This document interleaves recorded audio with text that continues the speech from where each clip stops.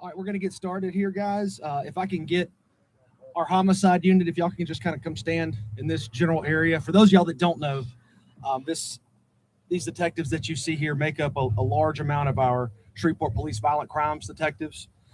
They handle everything from shootings, stabbings, anything that has the word violence in it, they deal with it.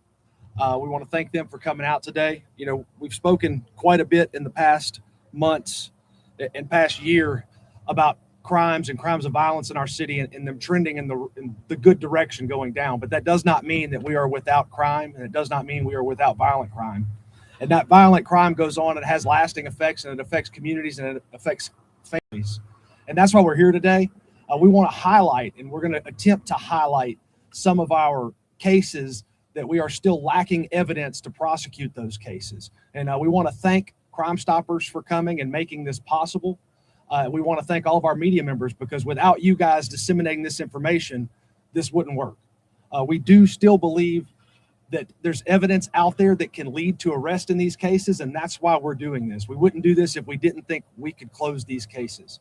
But I spoke briefly about community and how this affects different communities. And one of our community leaders, our council chairwoman, Councilwoman Tabitha Taylor, is here. Our councilwoman, would you like to say something? Good afternoon, everybody. I just want to echo what Officer Bordelon said. We can't do any of this without community. You are a vital part of this. I want to thank Terry McKnight and Crime Stoppers for partnering with SPD and the community to get this done. And so, as Chris said, that, you know, we want to highlight this weekly. We want the families to know that, no, we have not forgotten. And so we're taking these necessary steps and necessary tools to ask you to help us. So with you don't have to be afraid, and you don't have to be afraid to utilize your voice in silence, if that makes sense to you, because that is exactly what you're doing. These particular tips have helped to lead to arrest, and so we're asking the community to please stand with us as we highlight Mr. Cameron Valentine.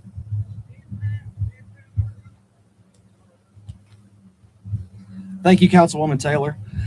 As she mentioned, there's someone here he plays a huge role in what we do with our police department. For those of y'all that don't know, you see Crime Stoppers and you equate it to policing, and they are a separate organization. And what that allows them to do is to give us anonymous tips. And anonymity is a very important thing, especially when it comes to crimes in your neighborhood.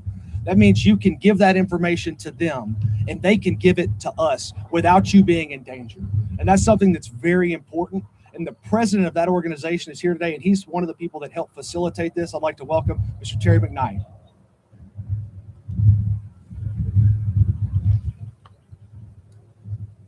Thank you, Corporal Bordelon. The family of Cameron Valentine thought it was important to get a sign up to remind the people of this neighborhood that this is still an unsolved case. And we partnered with them and helped them put this sign up, and we increased the reward to up to $3,000 for information that leads to an arrest. Again, like Chris said, all the information is anonymous, and we just want answers. The family wants answers, and we put this sign up because the homicide, the shooting that happened on August 31st of last year was not very far from here. People in this neighborhood know what happened. We need more information. We need to bring justice to this young man that was just 17 years old.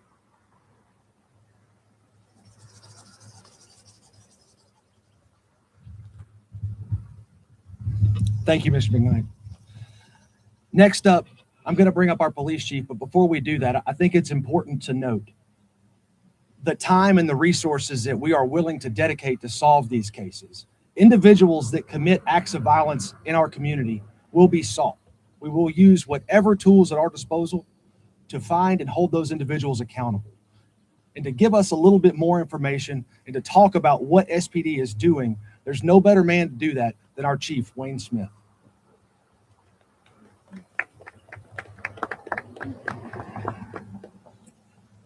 Periodically across our community, a tragedy takes place. The Shreveport Police Department, the city of Shreveport, its administration, our council, everyone involved, our heart goes out to the families of victims But you know, our cry never ends. It never ends. On August 31st, 2025, around the midnight hour or shortly thereafter, Mr. Ballantyne was at a residence in the 3300 block of Bond Street on the carport with some others. Not long afterward, what we believe to be possibly a lone gunman came up and began to discharge a firearm. Those projectiles struck Mr. Ballantyne. At some point or another, shortly thereafter, Mr. Ballantyne succumbed to the injuries because of that shooting. Our heart pours out to the family. SPD began immediately, within a few minutes after it had happened, to respond to the scene. Investigators arrived to the scene, and we used every possible means available to us to locate people who were involved or responsible for this tragic event. It is an ongoing investigation. An arrest has not been made at this time, and we seek the help of the community to provide us with additional information to help move this unsolved case forward. There were people present that night when this occurred. It happened in a neighborhood. The chances are better than not that there is additional information that could help us to solve this particular incident. I want to thank Crime Stoppers so much for all that you do to help us in situations like this. Crime Stoppers was put together. Their mission is to assist the community in helping us, and you completely remain anonymous. I would encourage our community, if you know anything at all about this particular incident or any particular incident, tragedy that has occurred across our community, please contact Crime Stoppers as soon as you can to help us to bring these unsolved incidents to an end. And for those that are out there that may have been involved or committed such incidents, opportunities still exist for you to come forward and contact us or turn yourself in. Because I assure you, the case will never rest. My officers will never rest until these cases are brought to some closure. And again, our sympathy goes out to the family and all that are involved. We feel your pain.